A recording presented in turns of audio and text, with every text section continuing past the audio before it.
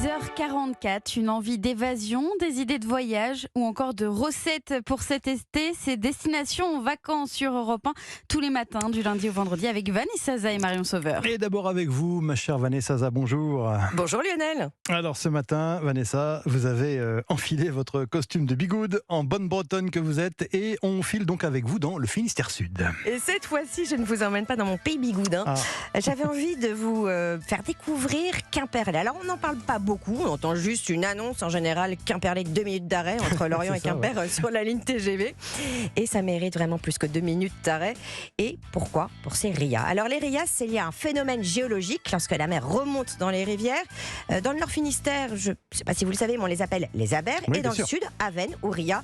Et là, du côté de Quimper, il y en a 6. Les rias de l'Avesnes, du Belon, de Brignoud, de Mérien, d'Oélan et de la Laïta. Alors c'est très très très beau parce qu'on est entre eau douce et eau salée. Exactement, et dans ce coin-là, la forêt descend jusque dans la mer. Donc le climat y est doux, c'est très abrité. Et moi, ce que j'aime bien, c'est l'ambiance de tous ces petits ports pittoresques qui sont abrités justement dans ces rias. Les paysages ont été en plus des sources d'inspiration fortes, surtout le long de l'Avesnes. On écoute Anthony Isabelle, directeur de l'Office du tourisme de Quimperlé-les-Rias. Alors l'Avesnes en fait remonte jusqu'à Pont-Aven, la célèbre cité des peintres, et ça fait une liaison assez naturelle avec le Pouldu, qui est le deuxième spot où ont vécu les peintres toute fin 19e, en particulier en 1889, en ce qui concerne l'un des plus célèbres d'entre eux, donc Gauguin. Alors qui a peint entre autres son fameux Christ jaune à la chapelle de Trémalo.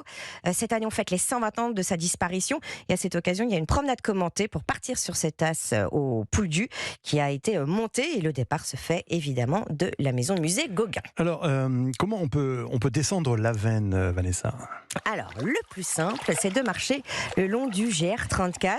On peut le faire aussi à vélo. Il y a 65 km entre Pont-Aven et le Pouldu, avec là de très beaux sentiers qui surplombent la mer.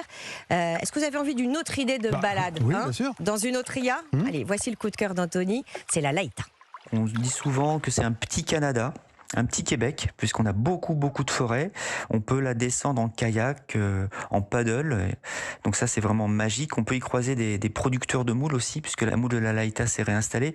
Et à la mi-chemin entre Quimperlé et le Pouldu, quand on arrive à la mer, il y a un superbe site qui est l'abbaye Saint-Maurice, donc qui est une abbaye cistercienne au creux d'une forêt. On peut s'arrêter, poser son kayak qu'on a loué à Quimperlé et aller manger une crêpe dans un endroit vraiment magique et à l'abri des chaleurs et dans une forêt vraiment somptueuse. Donc oui, ça serait mon coup de cœur s'il fallait en choisir une, oui. Et en plus, c'est la plus grande ria, elle forme une frontière naturelle entre le Finistère et le Morbihan. Alors est-ce que vous avez une adresse à nous conseiller dans ce joli coin de Bretagne, Vanessa ? Alors, sur le Pouldu, la bonne petite adresse près de la plage, sympa et éco-responsable, ça s'appelle le Naéco. Bien noté. Je me retourne maintenant vers vous, Marion Sauveur. Bonjour, ma chère Marion. Bonjour Lionel. Alors, vous nous parlez tout au long de l'été de nos légumes et fruits de saison, un produit différent chaque semaine, on le sait maintenant. Qu'est-ce qu'on va cuisiner cette semaine, Marion ? Eh bien, un petit fruit à noyaux, aux couleurs du soleil, c'est l'abricot. L'abricotier est originaire de Chine. On en trouvait il y a 5000 ans à l'état sauvage. En Europe, c'est autour de l'Iran et de l'Arménie que commencent à pousser les premiers abricots au 1er siècle avant notre ère. Il faut attendre la Renaissance pour qu'il gagne la France et le 18e siècle pour qu'on le cultive pour ses fruits. Alors, tous les lundis, vous demandez à un producteur de nous parler d'une spécificité du produit de la semaine. Et aujourd'hui, c'est Mélusine Valaroc à la tête du Clos Fougères à Châteauneuf-sur-Isère dans la Drôme. Elle possède 10 hectares d'abricotiers sur lesquels poussent une quarantaine de variétés. En ce moment, elle récolte des bergas rouges au goût très délicat et à la belle coloration rouge, mais aussi les bergerons, variété ancestrale de la vallée du Rhône à la petite pointe d'acidité. Nous en avons d'ailleurs en studio. Lionel, je vous laisse déguster pendant que Mélusine Valaroc nous explique la difficulté de la culture de l'abricot. C'est un fruit quand même assez délicat à cultiver, qui a une fleur particulièrement fragile par exemple. Donc c'est vrai que nous avons des floraisons qui débutent fin février, début mars. Et à ces périodes-là, il ne faut plus du tout qu'il gèle. La deuxième chose assez importante, c'est que le temps ne soit pas trop humide. Et là, pour le coup, on ne peut que croiser les doigts pour que le climat nous aide. Les abricots sont récoltés à la main. Ils sont ensuite vendus à la ferme sur les marchés de Valence ou encore sous le label gustatif et solidaire, label qui met en valeur le travail des producteurs et les rémunère à juste prix. Alors je vous confirme, ils sont délicieux vos abricots, hein, ma chère Marion. Le producteur donne une recette avec le produit de la semaine. Comment Mélusine Valaroc cuisine cet abricot ? Elle l'aime à la plancha, alors elle réalise des brochettes d'oreillons d'abricots et de magrets de canard. Elle saupoudre les abricots d'herbes de Provence et cuit ses brochettes à la plancha. La sucrosité de l'abricot va s'accorder à merveille avec la gourmandise du magret de canard. Et par contre, si vous préférez mettre les pieds sous la table, on reste dans la région. Je vous emmène à la maison Chenet à Pugeot dans le Gard. Serge et Maxime Chenet, père et fils, travaillent à 4 mains en cuisine.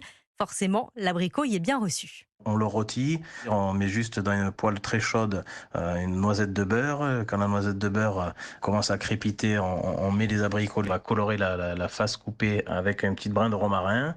On les retourne et après on rajoute un petit sirop de sucre et on va arroser délicatement tous ces abricots et on fait juste confire tout ça 1 ou 2 minutes voilà, pour que tout le parfum du romarin se mette à la fois dans la sauce et sur l'abricot. Maxime Chenet, y avec ses abricots confits, une glace au lait d'amande, de la marmelade d'abricot poché et une mousse vanillée, de l'acidité avec l'abricot, de la douceur avec ce lait d'amande en glace et de la pure gourmandise ce dessert. Ouais. C'est au restaurant Entre Vignes et Garrigues à la maison Chenet dans le Gard. Merci Marion Sauveur. On retrouve évidemment les recettes sur europe1.fr et on vous retrouve tout à l'heure pour les recettes originales avec l'abricot.